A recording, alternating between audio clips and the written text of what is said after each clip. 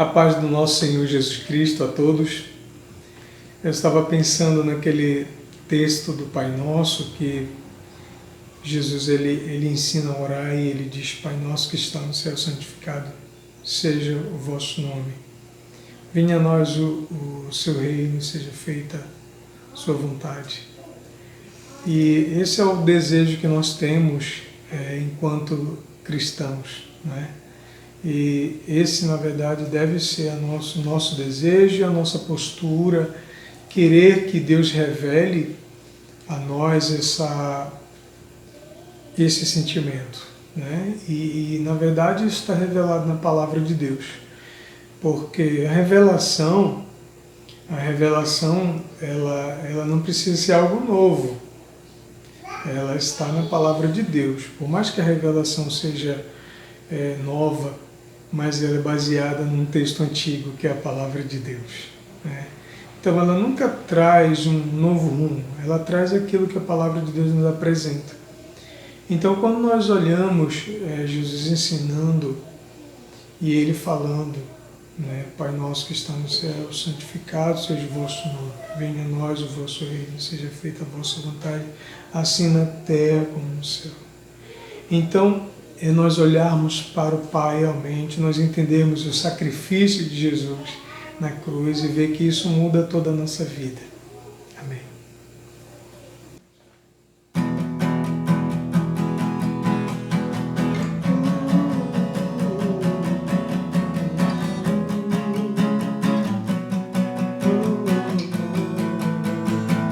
A todos que o receberam, deu-lhes o poder de serem feitos verdadeiros filhos de Deus, aos que creem no seu nome, que não nasceram do sangue, nem da vontade do homem, mas da vontade de Deus. E o Verbo se fez carne e habitou entre nós, e vimos sua glória, como a glória do unigênito do Pai. E o Verbo se fez carne e habitou entre nós, e vimos sua glória, como a glória do unigênito do Pai, cheio de graça e verdade. Oh, oh, oh, oh,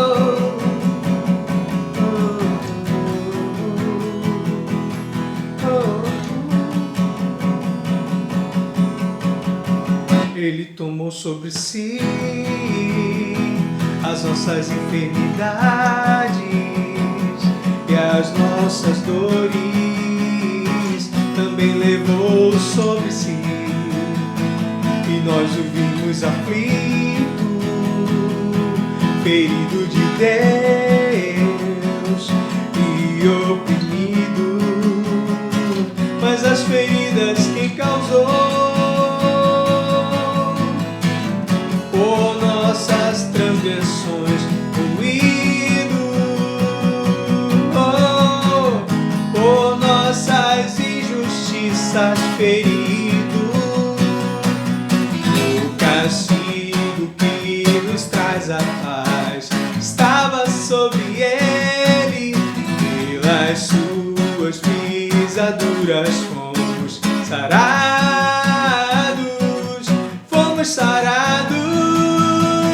E o Verbo se fez carne e habitou entre nós, e vimos sua glória, como a glória do unigênito do Pai. E o Verbo se fez carne e habitou entre nós, e vimos sua glória, como a glória do unigênito do Pai, cheio de graça e verdade.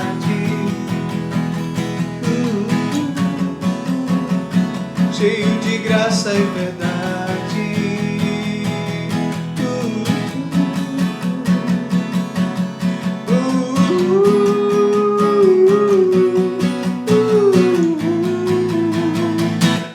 tomou sobre si as nossas enfermidades e as nossas dores também levou sobre si.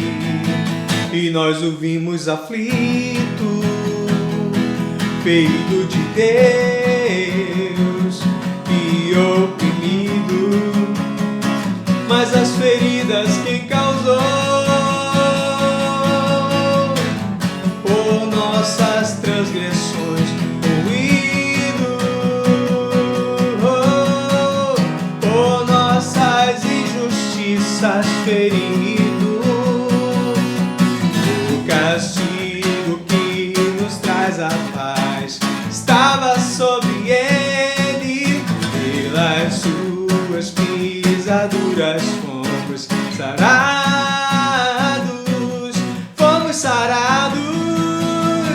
E o Verbo se fez carne e habitou entre nós, e vimos sua glória, como a glória do unigênito do Pai. E o Verbo se fez carne e habitou entre nós, e vimos sua glória, como a glória do unigênito do Pai, cheio de graça e verdade. Cheio de graça e verdade. Cheio de graça e verdade. Aleluia.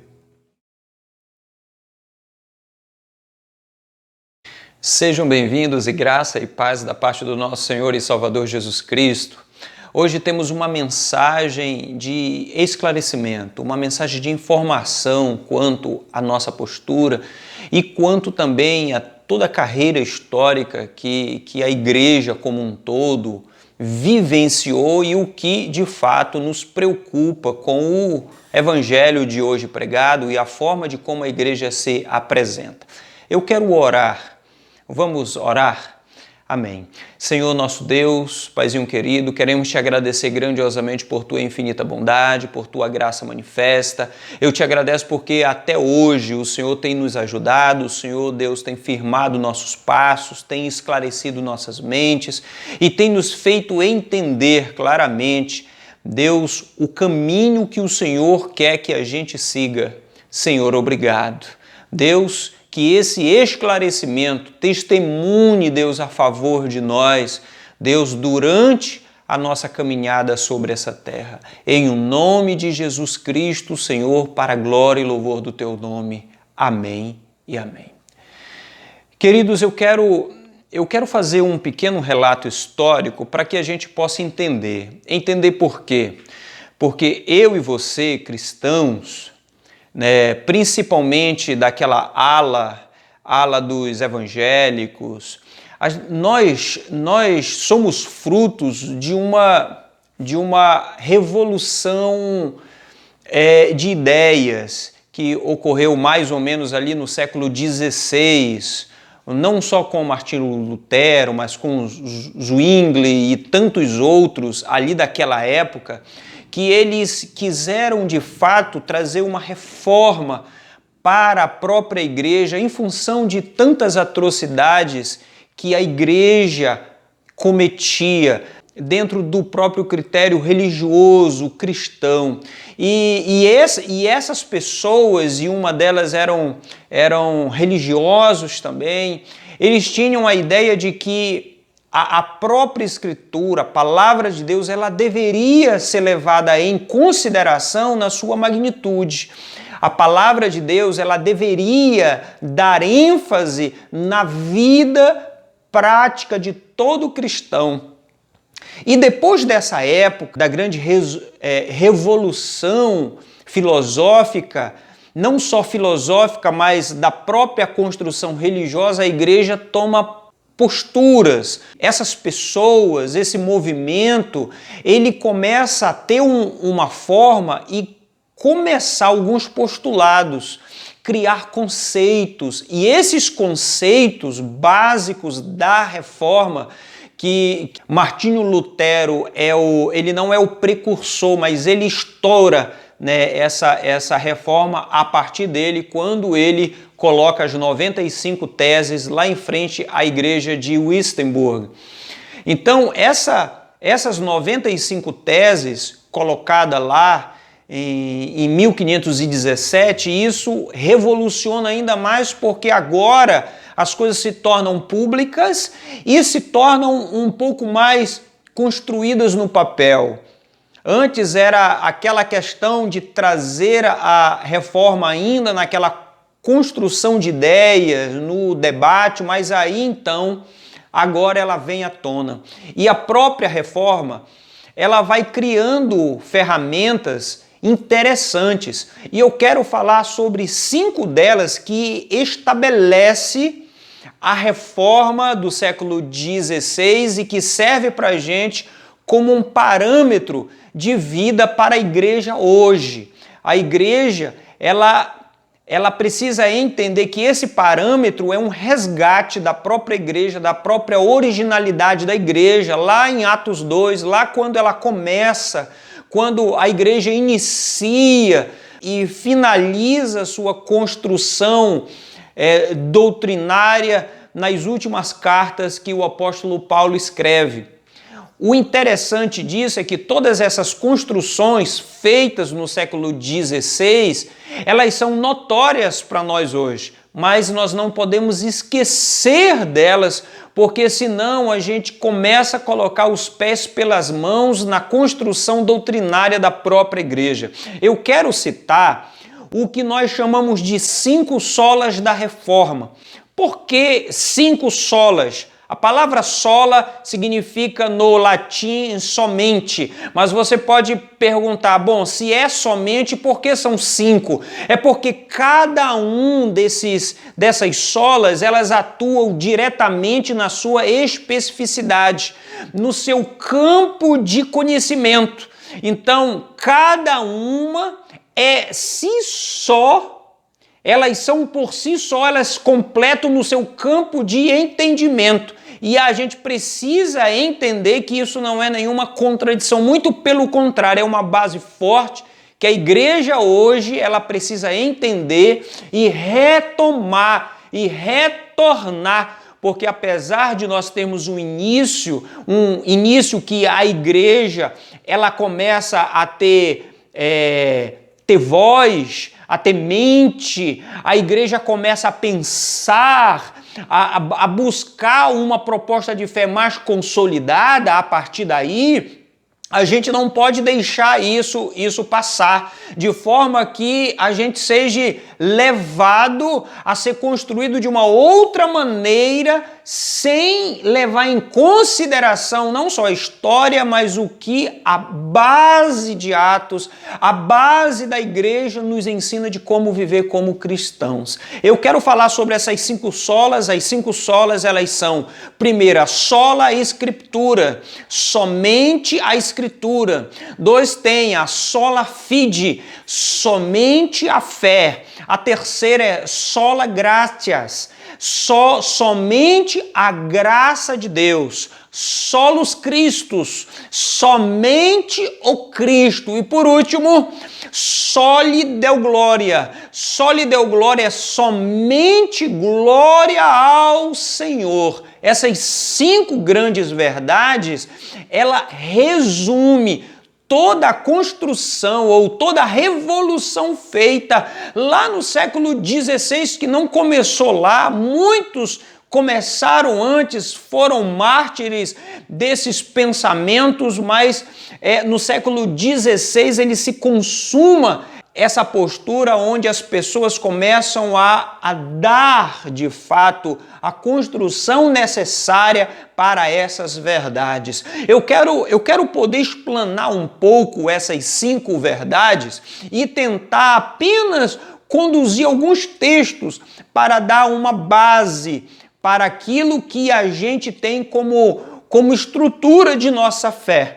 A estrutura, e uma das preocupações da própria reforma era a base. A base nada mais é do que a salvação, a soteriologia, aquilo que envolve a salvação. Isso é algo que é indiscutível e é exatamente sobre a salvação que se define, porque alguns outros conceitos, como conceitos escatológicos, conceitos históricos, algumas outras coisas, elas são plausíveis de discordância, elas são plausíveis de um pensar de uma forma e o outro de outra, porque isso não mexe na base, na estrutura da igreja. O que nós precisamos entender é que a estrutura da igreja, a base na formação da igreja, que é a morte do nosso Senhor e Salvador Jesus Cristo, nos proporcionando com a sua ressurreição vida,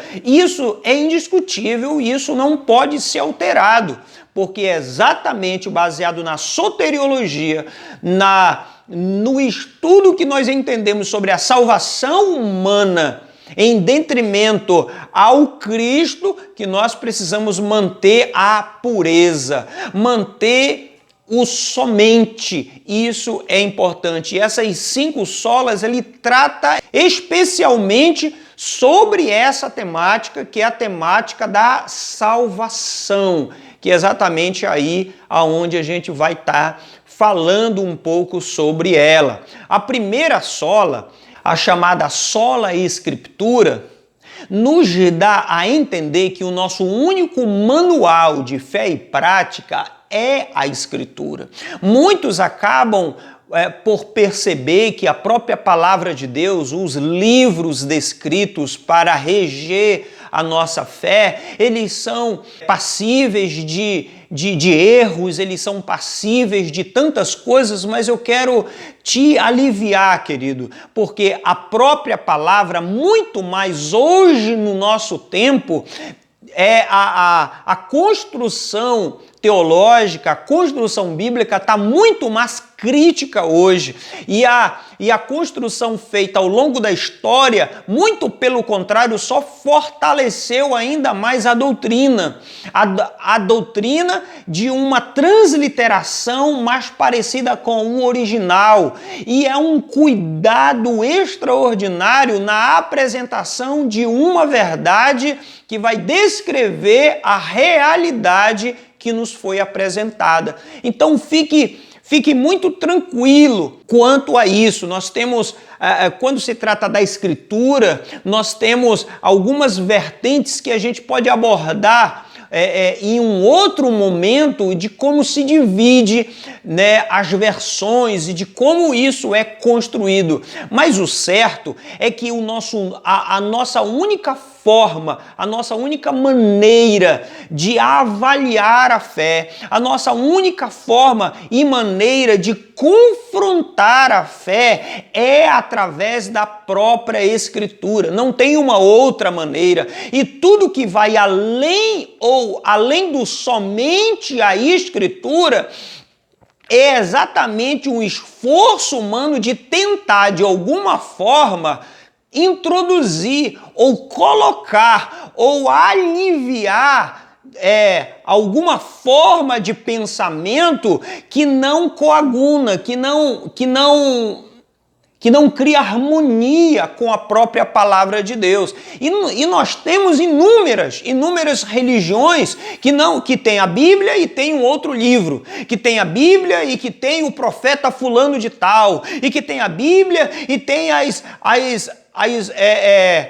palavras do oráculo fulano de tal. Eu poderia citar várias aqui, mas o objetivo dessa mensagem é esclarecer quanto à verdade.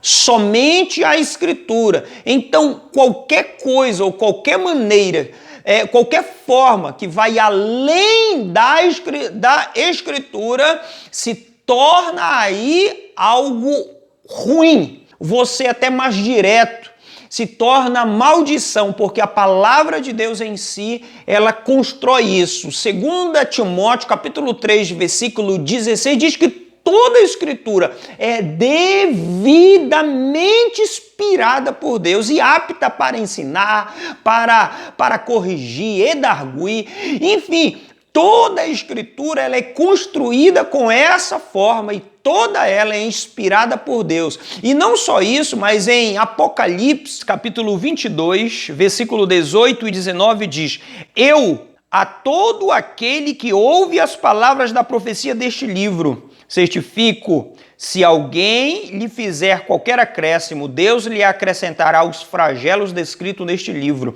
E se alguém tirar qualquer coisa das palavras do livro desta profecia, Deus tirará a sua parte da árvore da vida, da cidade santa e das coisas que se acham escritas neste livro.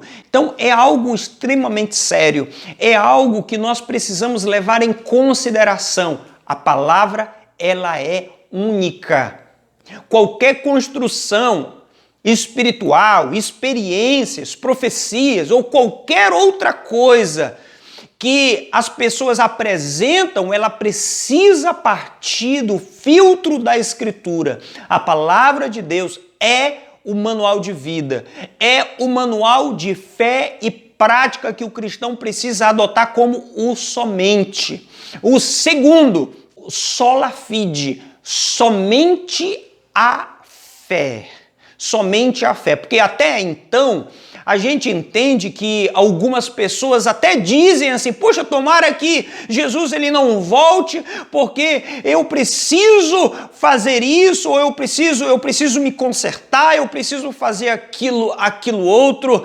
Nós precisamos entender que os atos humanos, eles não constroem, ele não dá para nós condições nenhuma de aproximação de Deus. O ato do homem é uma postura de fé. Efésios capítulo 2, versículos 8 e 9.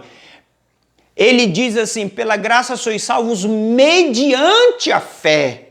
Isto não vem de vós, é dom de Deus. Então, a fé é uma proposta do homem, então não é pelo que ele faz, é uma proposta de entrega, é uma proposta onde se lança. Romanos capítulo 3, versículo 21, ele diz o seguinte: mas agora sem lei se manifestou a justiça de Deus, testemunhada pela lei e dos profetas. Justiça essa, justiça de Deus, mediante a fé em Jesus Cristo para todos.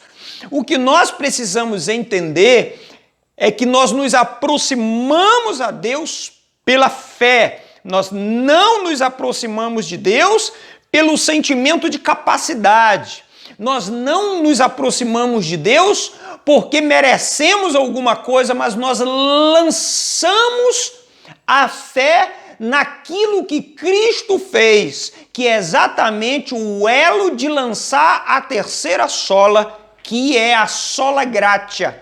Sola gratia é favor. A palavra graça no grego é favor. Favor de Deus é presente. E é exatamente esse presente que não dependeu da ação humana. Não é o que o homem fez ou o que o homem faz. Deus dá gratuitamente, é algo de graça.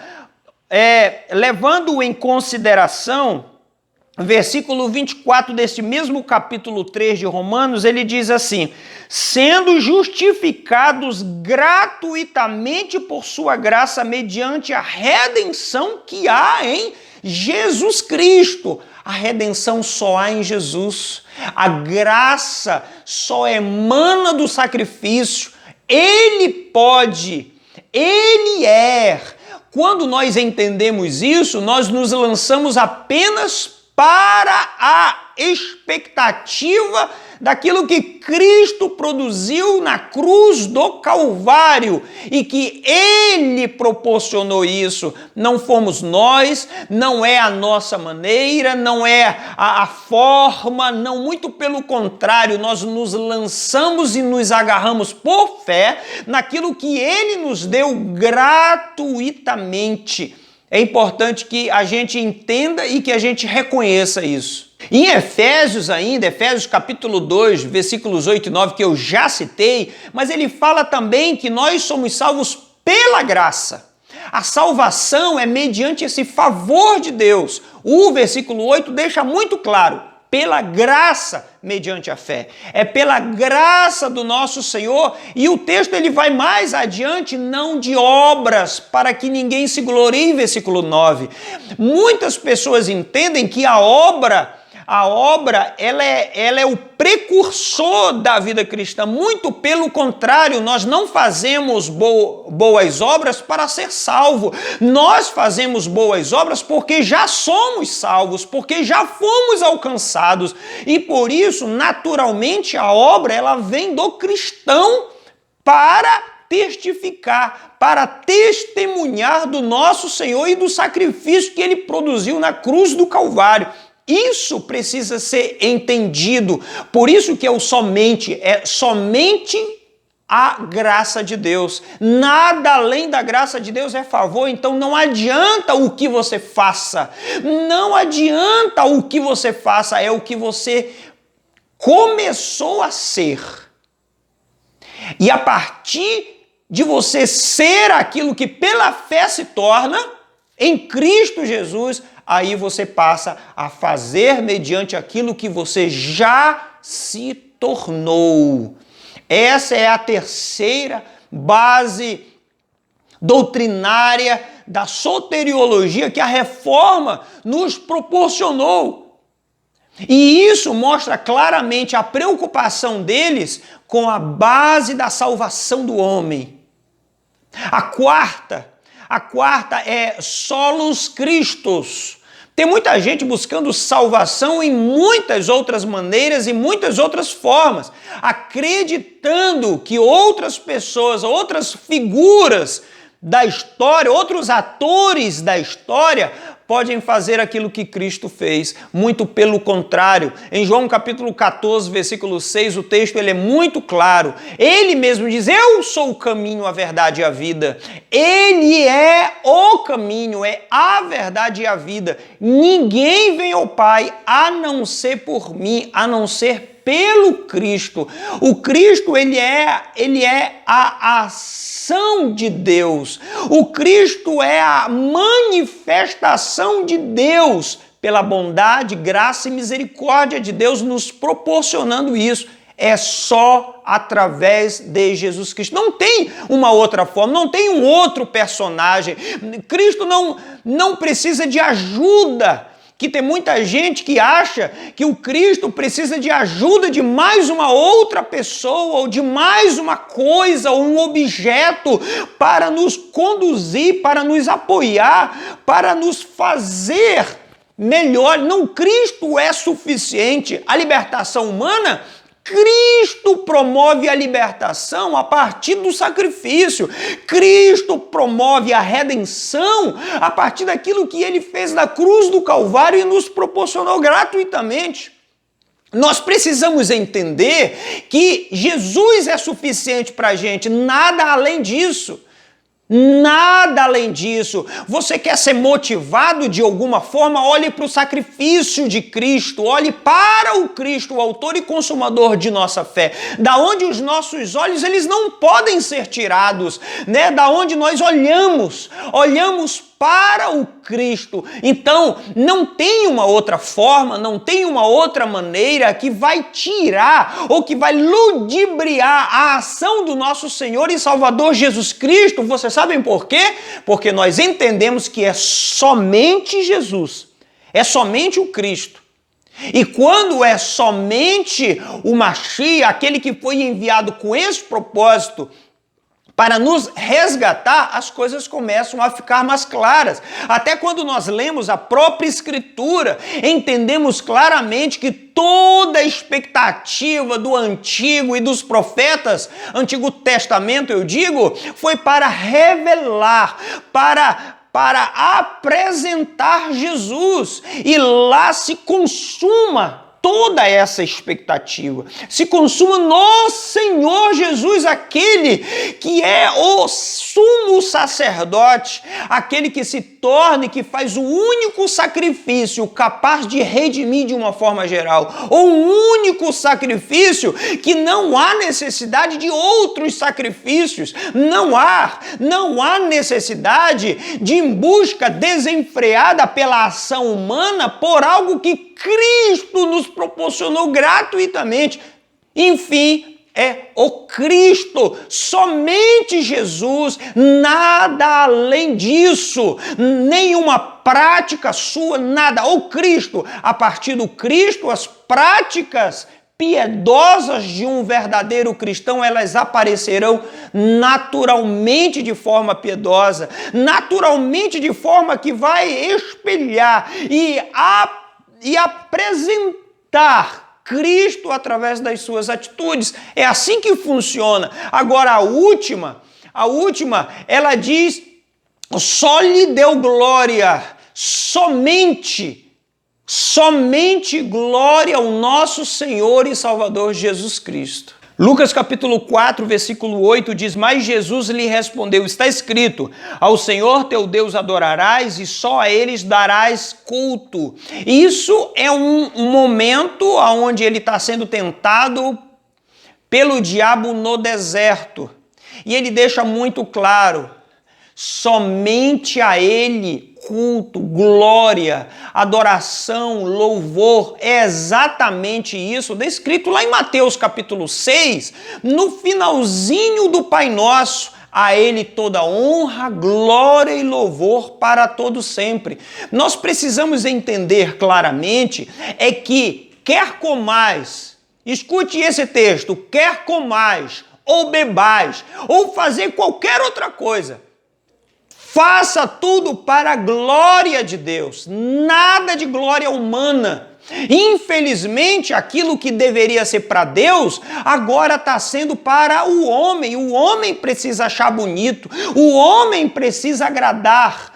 Parece que os cultos, eles são para entreter uma multidão saciada por entretenimento. Muito pelo contrário, a forma de como nós damos para ele é uma maneira onde ele precisa ser glorificado. Os cultos é para ele. Nós saímos de nossas casas e vamos até as igrejas com que finalidade?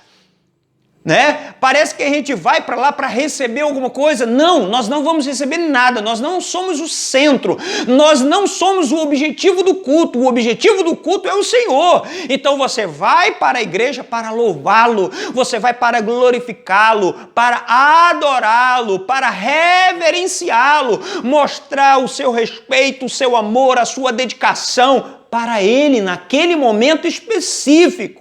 É por isso que nós precisamos entender essas ferramentas para que a construção da própria igreja ela não caia em descrédito. Nós precisamos entender todas essas coisas, seja a Escritura a base crucial da ferramenta de raciocínio bíblico, com a ação poderosa do Espírito Santo, ele nos fazendo entender a própria palavra de Deus, entendendo que a fé é esse portal, a fé é essa aproximação do homem, aonde Deus Deus deu o primeiro passo para que o homem pudesse lançar a fé, proporcionando Cristo na cruz do Calvário. E o outro, a graça, é o favor, isso não te custou nada. O preço é extremamente alto, não é uma graça barata. Muito pelo contrário, é uma graça dada ao ponto que, inclusive, Romanos Se eu não me engano, o capítulo 6 deixa muito claro, eu disse, como já que eu alcancei a graça, então pronto, então eu posso pecar? Falei, não é assim. Não é dessa forma, quando aquele pela fé encontra a graça de Deus, o favor de Deus, a sua vida ela é modificada, a sua vida ela é transformada, não é de um passe de mágica, mas ela vai sendo construída à luz do Evangelho. Os sentimentos norteadores dessa fé, eles são sentimentos aonde dão para Deus glória e honra. Ele não é mais o centro. Ele não reclama mais se a comida está salgada, se está insosso. Ele não busca mais os seus próprios interesses. Ele não, até porque orais e não recebestes porque pedis maus, apenas para esbanjar em vossos prazeres e deleites. O que nós precisamos entender é que nós não somos o centro. O centro é Deus. E Deus não está à disposição do homem. Nós que precisamos estar à disposição de Deus. Para Deus, ele não é aquela entidade espiritual que está à disposição de tudo o que o homem pedir. Até porque os textos bíblicos usados por muitos para justificar essa forma de pensar estão completamente equivocados. O que nós precisamos entender é que nós precisamos retornar, voltar à nossa origem, voltar como cristãos piedosos, ter o sentimento lá dos moravianos, o sentimento dos puritanos, para que a gente entenda claramente que a vida cristã, ela não é essa liberalidade. Não é porque nós somos constrangidos por Ele, nós somos constrangidos pelo sacrifício, nós somos constrangidos pelaquele que era o autor e consumador da fé, nós somos constrangidos por tanto amor, nós somos constrangidos pela sua graça, pela sua misericórdia, e nós vivemos por amor e não por interesse, e não por troca.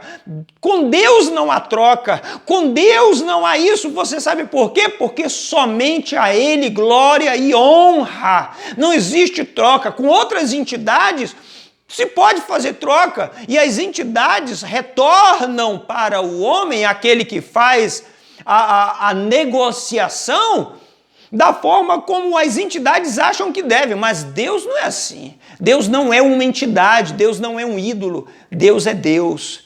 Deus está acima de tudo. Deus é soberano, é maravilhoso, é gracioso, é lindo, é soberano. E a soberania dele diz para nós que nós devemos viver segundo a sua vontade, porque ele é tudo o que nós precisamos. Apocalipse capítulo 4, versículo 11, ele diz assim: Tu és digno, Senhor e Deus nosso, de receber a glória, a honra, o poder, porque todas as coisas tu criaste, sim, por causa da tua vontade, vieram a existir e foram criadas. Isso é Deus. Isso é para Ele. Isso é tudo para Ele, não é para nós. Nós não buscamos aqui merecimento de nada, nós não merecemos. Você sabe o que você merece e o que eu mereço? Nós merecemos ir para o inferno. Você sabe por quê? Porque nós pecamos, e como diz Romanos capítulo 3, versículo 23, todos pecaram, estão afastados de Deus, destituídos de sua glória, todos pecaram. Então isso não é mérito nenhum seu, nada, muito pelo contrário, é mérito de Deus. Foi Ele, foi na cruz do Calvário que nos proporcionou gratuitamente, sem mérito nenhum nosso, nada, o que nós merecemos, a sua misericórdia nos proporcionou livramento, e aquilo que nós não merecemos, que é o céu, a sua graça nos deu gratuitamente. É isso que nós precisamos entender. E em Apocalipse capítulo 5, versículo 13, ele diz assim: Então ouvir que toda criatura há no céu e sobre a terra, debaixo da terra e sobre o mar e tudo o que neles há, estavam dizendo, todos estavam dizendo a seguinte coisa: aquele que está sentado no trono e ao Cordeiro, seja o louvor, a honra, a glória e o domínio pelos séculos dos séculos. Amém. Nós precisamos entender, a igreja precisa ter uma base mais sólida, e a base não é o misticismo, a base não é aquilo que transcende qualquer outra manifestação que não seja conduzida pela própria Escritura. A fé é a proposta dada, né, para um resgate poderoso, conduzindo a sua graça. Você não merece, querido. Eu não mereço, mas Ele nos proporcionou gratuitamente, através de Cristo Jesus. Só o Cristo, somente o Cristo é a razão pelo qual eu e você ainda estamos aqui. Ele é a razão, Ele é tudo, Ele é a nossa inspiração, Ele é mais importante do que o ar que você respira, porque você pode ficar 1 minuto sem Ele, mas sem Cristo você não pode. A sua vida precisa ser envolvida desta forma, para o Cristo, para aquele que proporcionou vida, estando nós mortos nos nossos delitos e pecados. E por fim, glória e honra seja dada ao nosso Senhor e Salvador Jesus Cristo. Aleluia! Eu espero que você tenha entendido. Entendido isso é por causa da sua fé. E isso é por causa da perspectiva da salvação, da soteriologia. O estudo da salvação, que é uma disciplina do campo teológico. Mas nós entendemos que isso tudo é porque nós precisamos ser salvos. Nós não só precisamos ir para a igreja. A ideia não é produzir membros de igreja, a ideia é produzir salvos. Pessoas salvas em Cristo Jesus, pessoas que entendem o sacrifício e lançam a sua fé nessa proposta. E Deus gratuitamente o abraça por chamado dele. Isso que nós precisamos construir para a nossa vida, para a sua vida. Então, não se deixe enganar por qualquer outra coisa que não construa os somentes que são essenciais para a vida cristã, são essenciais para a nossa salvação. Entender claramente todas essas prerrogativas. Vamos trazer no futuro um estudo um pouco mais dosado de cada uma das solas. Aqui foi apenas um externar, apenas uma exposição da seriedade que nos acometeu, né, ao longo de toda a nossa carreira. Então confronte sua fé, confronte as convicções que lhe foi apresentada à luz da palavra, à luz de todas essas construções maravilhosas. Que Deus abençoe. Eu quero orar pela sua vida. Senhor, maravilhoso Deus, grandioso Pai, quero te agradecer grandiosamente por tua infinita bondade, por tua graça manifesta.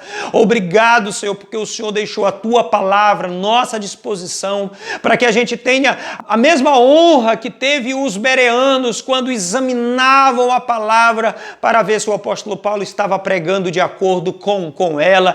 Que a gente tenha, Senhor, Deus, o mesmo sentimento por fé, Senhor, que muitos se lançaram na proposta de te seguir, mesmo sabendo que iam ser mortos.